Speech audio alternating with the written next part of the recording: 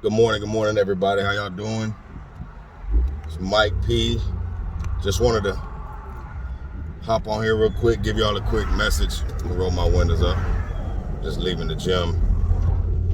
Get ready to go drop all my kids off and stuff. I had something in my spirit this morning. First off, it's always good to turn off the world. I ain't been on social media this morning yet. I didn't even listen to any music or anything on the way to the gym. I just prayed and listened. You know what I mean? And so what was in my spirit this morning was stop saying this. This is something I stopped saying. And it's what changed my mentality, which changed a lot of things in my life, which it changed the drive, it changed my motivation, my purpose for getting up every morning, every day. It changed it gave me a deeper desire to press.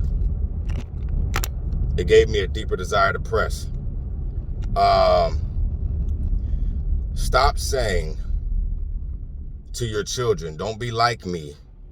Brothers, don't tell your sons and stuff, and don't tell your children, don't be like me, but be better than me. I used to say that quite a bit to my children. Don't be like me, be better than me. Don't be like daddy, be better than me. I used to say it to my friends about my kids, like, man, I don't want my kids to be like me, I want them to be better than me. And in a sense, that's right, because you don't want your kids to make the same choices and decisions that you made in the past. But we can often use that as an excuse for us to not get it right. Yeah, I smoke and drink and do these things, but I do all these things, but I don't want my kids to be like me. I want them to be better than me. Don't use it as an excuse to stay where you are. So when I used to say that, I recognized that it would almost, it would come from a depressed place. Like, I ain't nothing to nobody. I just keep making these bad choices and mistakes, man. I may never get it right, whatever. My kids, at least they're going to turn out better than me, right? How about be better? How about be a better you? Be a better you. And be the example. These children today have nothing positive. Most of them have nothing positive to model themselves after. They have nothing positive to model themselves after. So be the example. Whether it's your kids or kids in the community. I spoke with a kid 2 days ago. I was dropping my kids off to their mama's house, and my little ones. And I went by, and I saw a kid that he was like, Mike. And so I stopped, and I'm like, what's up, little buddy? How you doing, man? We done got big. Like, I haven't seen him in a little while. He used to live in my neighborhood. So his brother walks up to it. Oh, you cut hair, So I show him some of my work, and oh yes, and I'm right there, right around the corner from you guys.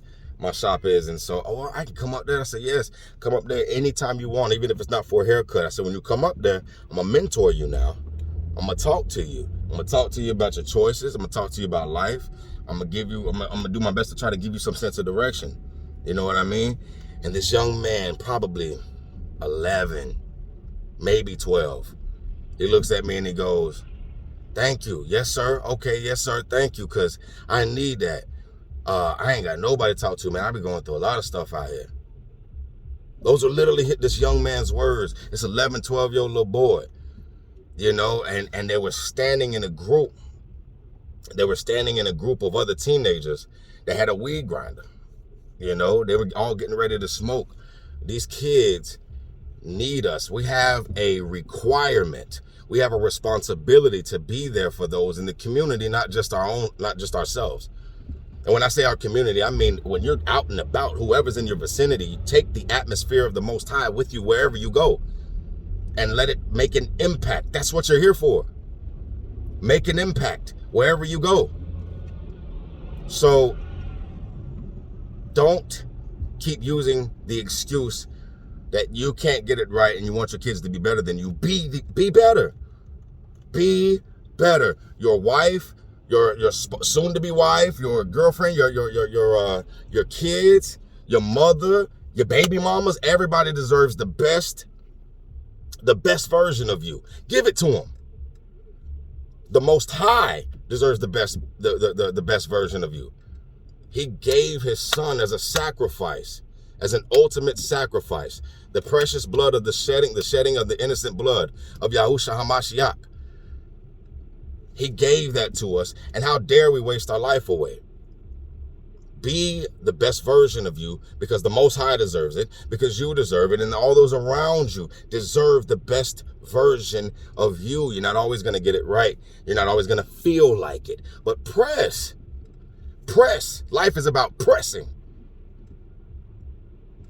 Press. Continue to press. Continue to stand on the principles of the Most High and be light in the midst of this darkness. This world is falling apart quickly. We are in a satanic century. Anton LaVey's son, Anton LaVey, who started the Church of Satan, his son did an interview in the 1980s, and he told the person that was interviewing him, we're heading into a satanic century. And the guy said to him, what are you talking about? Look at all the TV evangelists. Look at all the radio stations that are coming up and all these people. He said, yeah, that's true. He said, but they're on our side, whether they know it or not, because they're all about entertainment. And he said, we're heading into the satanic century, the 2000s. It's happening quickly. If you're anywhere around my age, 35, I'm 35. If you're anywhere around my age, you've seen the drastic shift that's taken place in this world. We're in modern day Babylon. The Western Americanized Christian church is a joke. It's a joke. It's not the church. It's not the body of Messiah. It's not the body of Christ. It's a joke. It's a terrible representation of the Most High. No one studies their word. No one's walking according to the true principles of the Most High. Nobody is understanding. So it was in the days of Noah, so it is. It's happening now. So it will be in the last days. This before Christ comes. This is happening. Be light in the midst of this darkness. Be light in this world. Be salt where there's no flavor.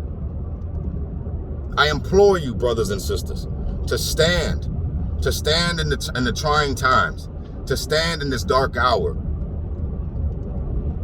Be the best version of you. Those around you deserve it. The Most High deserves it.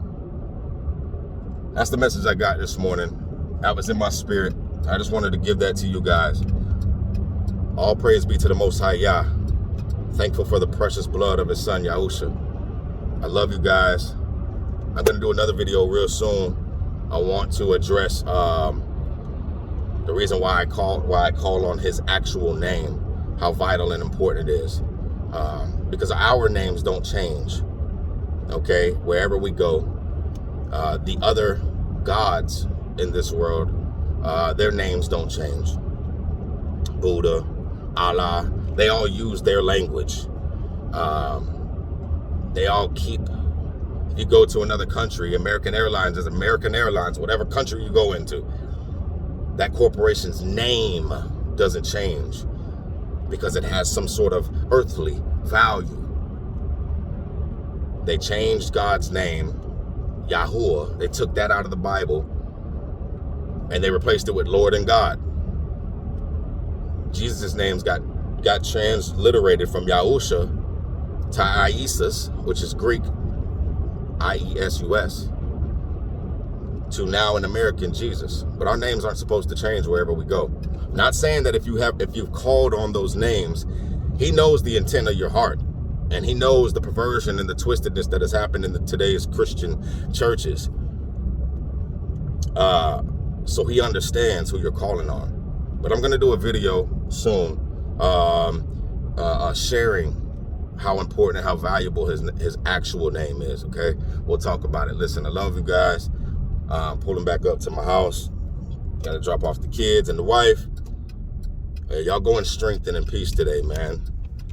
I pray that the Most High lifts up a standard against the attacks and tactics of the enemy and keeps you today. All right. Love you all. Be blessed. One.